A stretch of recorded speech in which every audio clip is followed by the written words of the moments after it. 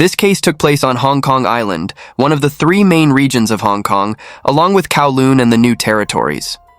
In the northwest part of Hong Kong Island is the renowned University of Hong Kong, the oldest institution of higher education in Hong Kong, established in 1910. It is a public research university. The main character in this story is Tina Chan, a 52-year-old housewife. Her husband, Cheung Kie-chung, 54, is an associate professor in the Department of Mechanical Engineering at the University of Hong Kong. The couple has two children. Their eldest daughter, Chung Si-hui, 28, who works at the Independent Commission Against Corruption, and their youngest son, Chung Si-bo, 26, a dentist. The family of four lived in the Wei Lun Hall dormitory at the University of Hong Kong. In 2018, an event occurred that shattered their peaceful life. On the evening of Monday, August 20th, 2018, at the Western District Police Station near the University of Hong Kong, 54-year-old Associate Professor Cheung Kie-chung and his eldest daughter Si-hui hurried to report a missing person case. They carried a missing person notice that read, "Missing person, Tina Chan, 52 years old, 5 feet 3 inches tall, weighing 132 pounds, medium build, wears glasses, shoulder-length black hair, missing since the morning of August 17th after leaving home." Cheung informed the police that 3 days earlier, on the morning of August 17th, he woke up to find that his wife, Tina Chan, had disappeared. Initially, he thought she had gone out to buy breakfast, but she never returned. He assumed she might have been in a bad mood and decided to travel to relax, especially since her passport, which was usually kept in the bedside drawer, was also missing, which made him feel quite certain of this. Cheung went on to explain that the night before his wife disappeared, after a full day of teaching, he returned home to find his eldest daughter arguing with his wife. Feeling too exhausted at the time, he didn't intervene and went straight to his room to rest. Around 10:30 p.m., his eldest daughter angrily left to stay at a friend's house. Afterward, his wife also went to bed.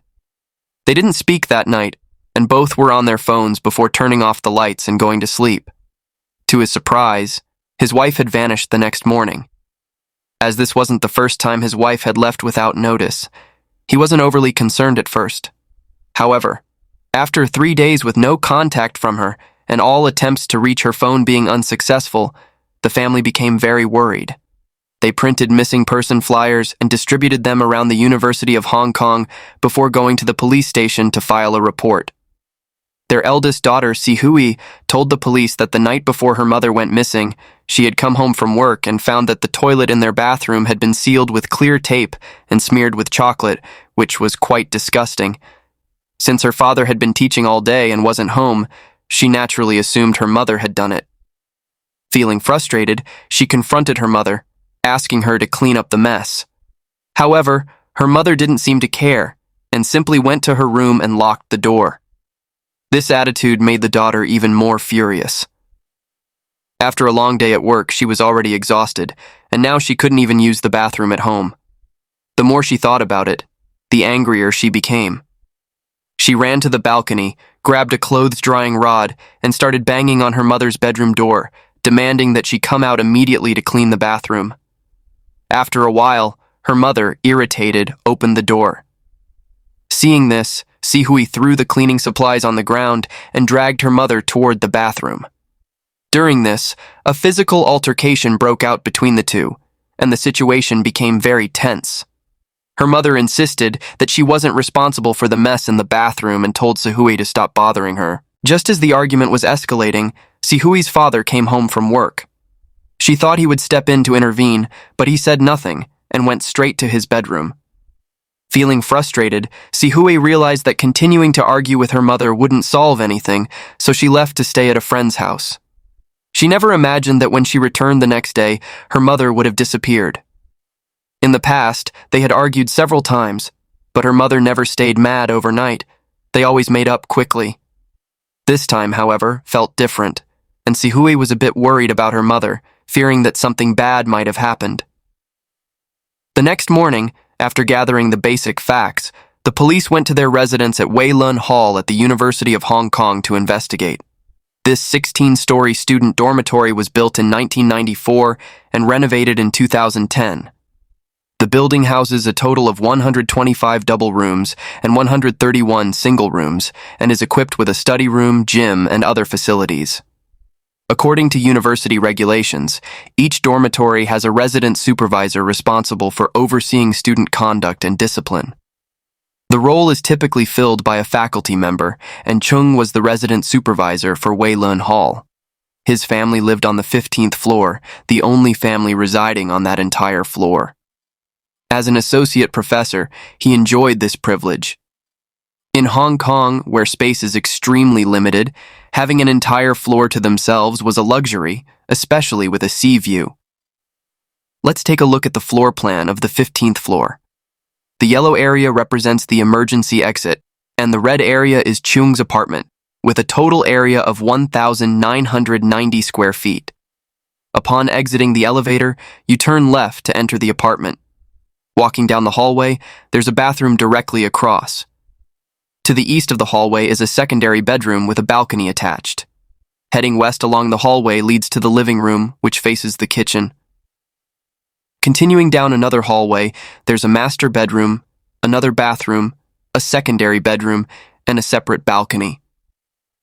Cheung and his wife stayed in the master bedroom, while their eldest daughter and youngest son occupied the two secondary bedrooms. When the police arrived, they found Cheung and his wife's bedroom in complete disarray, with belongings scattered everywhere, and even books and newspapers thrown across the floor, leaving no corner untouched. Their youngest son, Sibo, happened to be home, and the police proceeded to question him. Sibo told the police that on August 16th, after returning home from work, he noticed that the toilet seat in his bathroom had been replaced with an old used one. He immediately suspected that his mother had done it, as this wasn't the first time she had done something like this. He explained that besides the Weilun building, their family owned 5 other properties in the area surrounding the University of Hong Kong. His mother had rented out all of these properties. In the past, some tenants had complained that the toilet seats were too old, and his mother had taken the toilet seat from his bathroom to replace the one in the rental unit. This action had made him extremely angry. He had a phobia of germs and did not want to use items that had been previously used by others. Furthermore, a toilet seat isn't that expensive, and they could easily afford to buy a new one for the tenant. However, his mother didn't see it that way, and thought buying a new one would be a waste of money when they already had one at home. Because of this, Sibo had a big argument with his mother. Afterward, they didn't speak for a few days. He thought his mother would stop doing such odd things, but to his surprise, she had replaced his toilet seat again. Knowing that arguing with her wouldn't solve the problem, he decided to play a prank on her as payback. That day, he secretly went to his parents' bathroom, sealed the toilet seat with clear tape, and smeared chocolate all over it. Afterward, he went back to his room, put on his headphones, and played video games. He didn't know what happened after that. Sibo's testimony suddenly made Sihui, who was standing nearby, realize what had happened. It turned out her mother didn't clean the bathroom because she hadn't made the mess. Sihui felt deeply remorseful, realizing that she shouldn't have lost her temper and forced her mother to clean up.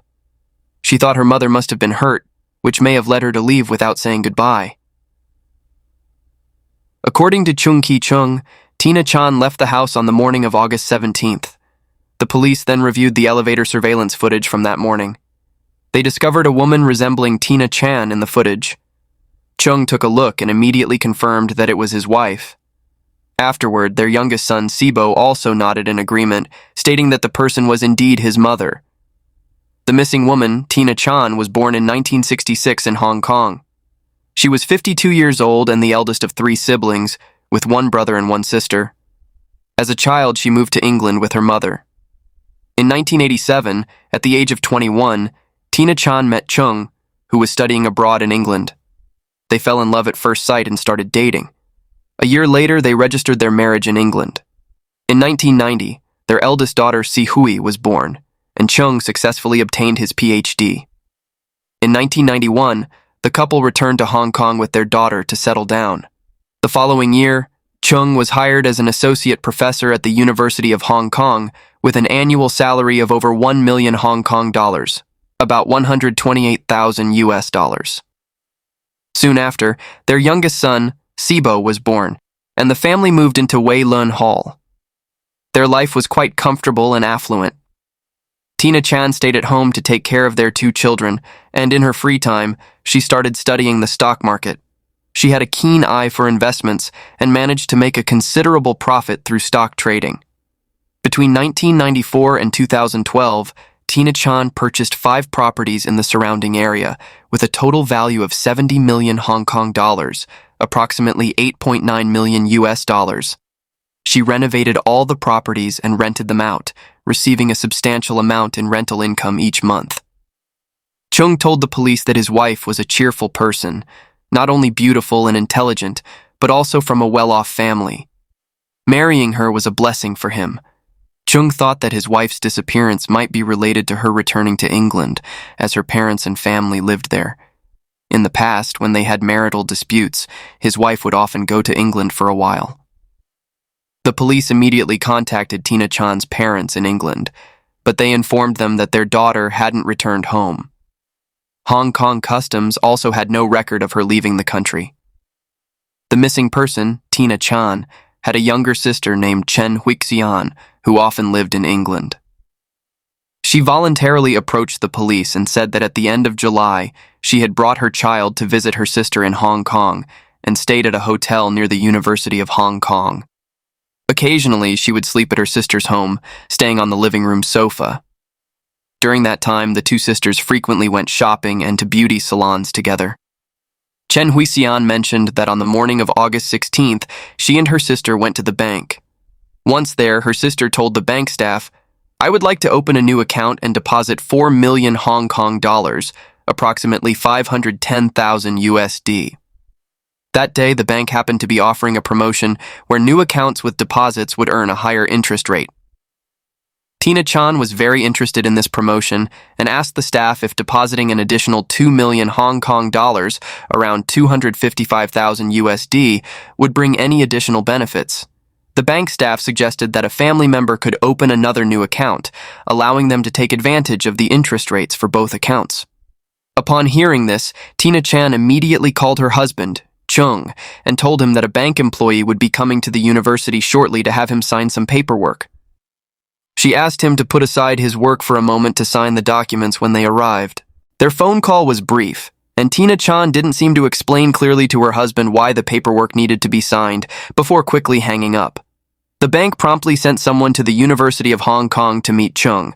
Shortly after, the employee reported back that Cheung had refused to sign the paperwork and said they could discuss it another day. Tina Chan immediately became unhappy and wanted to switch to another bank to open the account. Afterward, Cheung Kie-chung took her sister to a different bank about 3 miles away. There, her sister took out a check for 4 million Hong Kong dollars, about 510,000 US dollars, and prepared to open the account and deposit the money. However, after reviewing the check, the staff found there was an issue with it, and the transfer couldn't be processed at that time. Faced with this complication, Tina Chan felt embarrassed and upset. Angry, she immediately called Cheung to ask for money, but he refused. They argued for a few moments before ending the call. Cheung Kie-chung told the police that after the failed attempt to deposit the money, her sister was in a very bad mood. On the way home, she didn't say a word. Despite Kie-chung's efforts to comfort her, it didn't help. The next day, her sister disappeared. The police questioned Cheung about this incident. He explained that he was extremely busy with work at the university that day and had no time to sign any documents. Furthermore, his wife hadn't explained the details over the phone, and he couldn't just sign something without fully understanding it. Later, his wife called again asking for money, but at that moment he couldn't access such a large sum, so he told her to come home first. They did have a brief argument on the phone, but once he got home, they didn't mention it again. He didn't believe his wife would leave without saying goodbye over such a small matter. The police followed up by interviewing the staff at both banks to gather more information. They recalled that Tina Chan appeared very wealthy, but seemed to have a difficult personality. When she was on the phone, her tone was harsh, as if she were giving orders. On the other hand, her husband was very polite, speaking calmly, even when he refused to sign the documents and courteously asked the staff to leave. At this point, the case still had no significant leads. On August 22nd, the police returned to Weilun Hall. As they drove up to the building, they happened to see Cheung pushing a cart out of the building looking very anxious. The police called out to him from their car, but he didn't respond. So, they parked in the nearby lot and quickly rushed over to Cheung, calling him to stop. Upon encountering the police, Cheung initially froze but quickly recovered, greeting them and asking if there was any news about his wife. The officers found Cheung's behavior strange and asked why he hadn't responded earlier. Cheung explained that perhaps he hadn't heard them because of the noise from the cart. At this point, the police noticed that the cart contained a wooden box with a microwave and some kitchen utensils on top, all covered by a blue dust sheet. When asked what was inside the wooden box, Cheung explained that with the new semester approaching and freshmen about to move in, the box was filled with supplies for the students. Since there wasn't enough space at home, he was taking them to his office and would distribute them to the students later. After saying all this, Cheung continued pushing the cart toward the parking lot. At this point, he seemed more secretive, completely different from his previous demeanor. Based on their experience with cases, the police sensed that he might be hiding something, although they couldn't pinpoint exactly what it was at the time. They then went upstairs to his apartment to gather more information. At that moment, Tina Chan's younger sister, Cheung Kie-chung, happened to be at the apartment. She provided the police with a new lead. She said that on the evening of August 16th, she was actually at her sister's house and witnessed the argument between her sister and niece. However, since it was a matter between mother and daughter, she didn't feel it was her place to intervene and chose not to say anything. Afterward, she fell asleep on the living room sofa. Around 12:30 a.m., she was woken up by a loud noise. The sound came from her sister's bedroom. Cheung Kie-chung felt a little worried, so she got up and went to the bedroom door to check. The door wasn't fully closed, only slightly ajar. Through the crack, she saw her brother-in-law on top of her sister. Thinking they were being intimate, she quickly returned to the living room and went back to sleep. Looking back, however, she found it strange. If they were being intimate, why was there such a loud noise? Cheung Kie-chung told the police that she now suspected her brother-in-law had murdered her sister. After her sister went missing, she had wanted to go to the police immediately, but her brother-in-law did everything he could to stop her, insisting that her sister had gone on a trip to relax and promising he would handle the situation himself. It wasn't until her niece insisted that they go to the police that her brother-in-law finally agreed to report it and went along. The police asked Cheung Kie-chung if she had ever seen a wooden box in the apartment, to which she replied that she hadn't. At this point, the police formulated a bold theory. The Cheung family lived on the 15th floor of the building, and directly above them was the 16th floor, the top floor. However, the 16th floor had remained vacant for a long time. It was possible that after murdering his wife, Cheung had hidden the body on the 16th floor, waiting for the right moment to move it out. However, when the police conducted their first investigation, they hadn't checked the 16th floor, so they didn't discover anything. The police now suspected that Cheung Kie-chung was the prime suspect in his wife's murder. They added him to the list of primary suspects and began investigating further. Cheung was born in 1964 into an ordinary family in Hong Kong and was 54 years old at the time.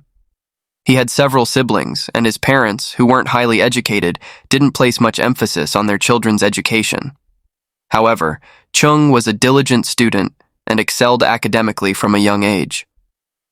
After graduating from university, he went to England to pursue a graduate degree, where he met his wife, Tina Chan.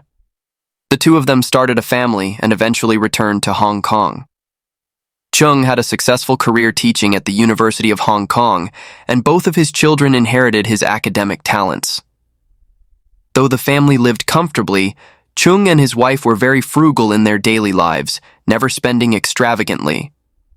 Cheung even wore the same clothes for several years before replacing them. When the family ate out, they never dined at high-end restaurants. The reason for this was because they had purchased 5 properties. Tina Chan was very enthusiastic about purchasing real estate. Every day, she would stay home researching property information and knew exactly which projects were about to go on sale. All 5 properties were purchased based on her recommendations. Later, the value of these properties significantly increased, which made her feel proud, believing she had contributed greatly to the family. However, all 5 properties were bought using bank loans, requiring a monthly payment of over 100,000 Hong Kong dollars, around 12,800 USD. Although Cheung's income was quite high, there wasn't much left after paying off the loans each month. To reduce financial pressure, the couple rented out all 5 properties. In her spare time, Tina Chan also worked part-time to help cover family expenses. She believed she had successfully raised 2 outstanding children and had plenty of experience in child-rearing. Because of this, she posted online ads offering services as a nanny, postpartum caregiver, and similar jobs. Cheung and Tina were transparent about their finances. Their earnings were pooled together, and they even created a monthly budget, posting it in the house. Their relationship seemed quite harmonious. So, did Cheung have a motive to murder his wife? On August 24th, the police returned to Wei Lun Hall. They reviewed the surveillance footage from the days before and after the incident. After watching it repeatedly, they were surprised to discover that the woman seen in the footage on the morning of August 17th, although bearing a resemblance to Tina Chan, didn't seem to be the same person. If that were true, it would mean that after Tina Chan returned home on the afternoon of August 16th, she never left again. Initially, Cheung and their son, Sibo, had both insisted that the person in the footage was Tina Chan, but now their statements seemed questionable. As a result, the police re-interviewed the two. This time, Cheung still firmly claimed that the person in the footage was his wife. However, Sibo said he wasn't sure if it was his mother or not. At the time, he only glanced briefly and thought the person looked similar, but he had no intention of hiding anything. The police then visited Cheung's home for a closer inspection. During their search, they found a microwave in the corner that looked identical to the one Cheung had placed on the wooden box when transporting it on August 22nd. According to Cheung's earlier statements, those items were supposed to have been taken to the university for the new students to use. So why was the microwave now back in his home? In response, Cheung Kie-chung explained that the microwave was no longer needed, so he had brought it home. The police were skeptical, but didn't express it outright. They requested that Cheung take them to his office for further investigation. Cheung's office was located on the 7th floor of Haking Wong Building, about 1 mile away from Wei Lun Hall. Upon arriving, the police found his office in complete disarray, more like a storage room than a workspace. It was difficult to imagine how anyone could work in such an environment. The police asked Cheung where the wooden box was, and he replied that the box had contained electronic equipment, which had been distributed to students participating in a robotics competition. He added that the box had been dismantled afterward. Previously, Cheung had clearly stated that the wooden box contained household items for students. Now he claimed it was filled with electronic equipment, which raised even more suspicion. At this point, the police formed a bold theory that Cheung had hidden his wife's body in that wooden box, which explained his secretive behavior. On August 25th, Cheung was summoned to the police station for questioning. He continued to insist that his wife hadn't met with any harm, claiming she was just traveling and would return after some time. Since there wasn't enough concrete evidence, the police concluded the questioning and allowed him to return home. The next day, the police returned to Wei Lun Hall. They conducted a thorough search of the couple's bedroom, but found nothing out of the ordinary. Meanwhile, Cheung's behavior appeared increasingly suspicious. He was pacing nervously in front of the bedroom door, seemingly trying to hide his anxiety. At one point, he walked out to the balcony, leaned dangerously far over the edge, almost as if he was about to fall. The officers at the scene quickly realized something was wrong and rushed over to pull him back. These strange behaviors only heightened the police's suspicions. Cheung explained that he had been under immense pressure since his wife went missing and had been living in a dazed state. Seeing the police search his home made him feel like life no longer had any meaning, which is why he had considered jumping. The police advised his children to keep a close watch on him. The following day, They brought Cheung to the Hawking Wong building for another round of investigation. Along the way, they noticed Cheung repeatedly texting someone on his phone, sighing heavily as he walked. When they arrived, the police headed straight to Cheung's office. As soon as they opened the door, they were hit by an unpleasant odor. Due to the clutter in the office, the search would take some time. The police began by clearing out items one by one. At that moment, the police received an unexpected phone call from Si-hui, Cheung's daughter. She reported that her father had just sent some strange messages to the family group chat, suggesting that he wanted to end everything. She urged the police to keep a close eye on him. The officers then asked Cheung to hand over his phone. Unexpectedly, Cheung became agitated, shouting at the police, "You suspect me! I don't need anything anymore!" Seeing how upset he was, the police didn't force the issue. A little while later, Cheung calmed down, realizing he had lost his temper, and apologized to the officers. He told them that the wooden box wasn't in his office, explaining that after distributing its contents to the students, he had dismantled the box and stored it in another office. He then led the police to another office on the 7th floor. In a corner of the room were 6 wooden panels, which had been dismantled from the wooden box.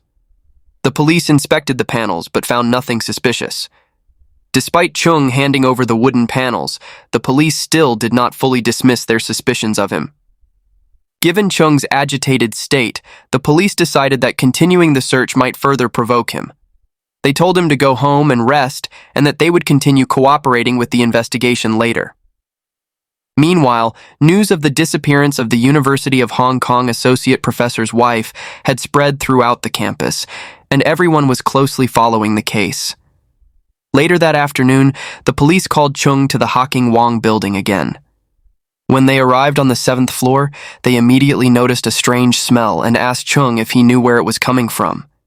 He remained calm and explained that there were often rats in the office and that the smell might be from them. The police, losing patience, stopped beating around the bush and directly asked Cheung if he had killed his wife and hidden her in the office. Upon hearing this question, Cheung's expression darkened, and he remained silent. That day, the police conducted a thorough search of Cheung's office. Finally, they discovered a wooden box under a desk. They pointed to the box and asked Cheung if Tina-chan was inside. At that moment, realizing he could no longer hide the truth, Cheung finally nodded and admitted it. The police pulled the wooden box from under the desk. After measuring it, the box was about 3 feet long, 26 inches wide, and 13 inches tall. The corners were secured with nails and the gaps were sealed with clear tape. The police carefully opened the wooden box and found a black suitcase inside. Water was seeping from the zipper. When they unzipped the suitcase, inside was the body of a woman. Due to the hot weather, the body had become bloated and had started to decompose. She was only wearing underwear, and a wire was wrapped around her neck. Her body was curled up, with a ligature mark on her neck, but no other visible injuries. The cause of death was determined to be mechanical asphyxia. The time of death was estimated to be between August 16th and 17th. After conducting a DNA test, it was confirmed that the body was that of 52-year-old Tina Chan, who had been missing for 11 days. In the early hours of that morning, the police arrested Cheung on suspicion of murder. After his arrest, he confessed to the killing and recounted the entire series of events. On the evening of August 16th, Cheung returned home from work and found his wife in a heated argument with their eldest daughter over cleaning the bathroom. Such arguments were common in their household. His wife and the 2 children frequently fought over trivial matters. Not wanting to get involved in these petty disputes, Cheung went straight to the bedroom to rest. He later heard his eldest daughter storm out in anger, while his wife also went to bed. They both spent some time on their phones before preparing to sleep. His wife had a habit of drinking orange juice before bed, so as usual, he got up to pour her a glass of orange juice from the kitchen. However, after taking a sip, she became furious and asked him where he had bought the orange juice, accusing him of giving her spoiled juice. His wife demanded that he get dressed immediately and go down to the supermarket to return the orange juice, or else he shouldn't expect to sleep that night. Cheung knew the juice wasn't spoiled. It was just that their eldest daughter had bought a different brand at the store, and it tasted different from the one they usually drank. He patiently explained this to his wife, but she refused to listen, insisting that the juice had gone bad. The argument escalated as his wife grew angrier. She called their eldest daughter, ordering her to come home immediately to return the juice. However, since they had just argued, the daughter didn't want to deal with her mother and simply said a few words before hanging up. At this point, Cheung felt his wife was being unreasonable. He criticized her for kicking their daughter out earlier and now making a big deal out of something so trivial. He told her she was being petty and blowing things out of proportion. Hearing this, Tina-chan became even angrier. She lashed out at Cheung, blaming him for not stepping in to mediate earlier and now criticizing her. She questioned his responsibility as a father. At this, Cheung's long-suppressed anger erupted. He retorted that the messy bathroom was her fault and she was the one responsible for cleaning it up. But Tina-chan refused to take responsibility, arguing that she hadn't made the mess, so why should she clean it? She added that she was already overworked, constantly taking care of the family, and exhausted every day. The argument continued to escalate, with both sides growing more hostile. Tina-chan began bringing up old grievances, calling Cheung useless and accusing him of doing nothing but teaching, without caring for the household. She claimed that if it weren't for her insistence on buying properties, the family wouldn't own so many, and it was all thanks to her. Cheung felt bitter hearing this. He believed that the 5 houses were a burden, with the family barely able to manage the monthly mortgage payments. Without his salary from the university, they wouldn't be able to afford the properties. How could his wife consider this her accomplishment? Tina-chan, now furious, pointed at Cheung and shouted, "You think you're so great? All you bring home is that measly paycheck. If the family depended on you, we'd be out on the street begging." With that, she suddenly sat up in bed and kicked him to the floor. Her action pushed Cheung beyond his limits. He saw his wife as a spiteful woman who couldn't be reasoned with. He didn't want to stay in the room any longer, so he reached under the bed to grab his slippers to leave. But his wife didn't let up, continuing to hurl insults at him from the bed. At that moment, his hand brushed against an electrical cord under the bed. A dark thought suddenly crossed his mind. As he looked at his wife, still yelling, his anger intensified. In a split second, he stood up, jumped onto the bed, and wrapped the electrical cord around her neck. Within moments, his wife stopped moving. Cheung told the police that after the incident, his mind went blank, and he didn't know what to do. Once he calmed down, he decided to hide his wife's body first and figure out the rest later. He found a suitcase in the room and stuffed his wife's body into it. Afterward, he quietly pushed the suitcase out in front of his son's room and then returned to the bedroom. The next morning, his sister-in-law, Chen Huixian, woke up and noticed her sister was missing. Cheung made up a story, saying his wife had gone on a trip. After breakfast, he drove his son to work as usual. When he returned home, he was alone, as his sister-in-law had already gone back to her hotel. At that point, he found a larger suitcase, transferred his wife's body into it, and moved it out to the balcony. He threw away her passport and identification documents in a trash bin outside to make it look like she had gone on a trip. Because of the hot summer weather, he was concerned the suitcase would start to smell, so he went out and bought wooden planks. On August 18th, when no one else was home, he assembled the wooden planks into a box, placed the suitcase inside, and sealed the gaps with clear tape. He then moved the wooden box to the 16th floor of Wei Lun Hall, an abandoned area where no one would find it. In the days that followed, he continued living his life as usual and occasionally pretended to text his wife. On August 20th, when his eldest daughter insisted on reporting her mother missing to the police, he had no choice but to go along with her. Fortunately for him, when the police first searched their home, they didn't check the 16th floor. Coincidentally, a woman resembling his wife appeared in the surveillance footage, which he used to throw the police off track by insisting that it was indeed her. Later, feeling that keeping the wooden box on the 16th floor wasn't safe enough, he decided to act on August 22nd. He used a cart to move the box, but he didn't expect to be caught by the police. Knowing that the police were now suspicious of him, he bought 6 identical wooden planks and placed them in another office, hoping to divert attention. However, his plan was eventually uncovered by the police. Cheung continued telling the police that his relationship with his wife wasn't as good as it appeared on the surface. His wife had a fiery temper, and whenever things didn't go her way, he was subjected to verbal and physical abuse. Their love had long been drained by the petty quarrels of everyday life.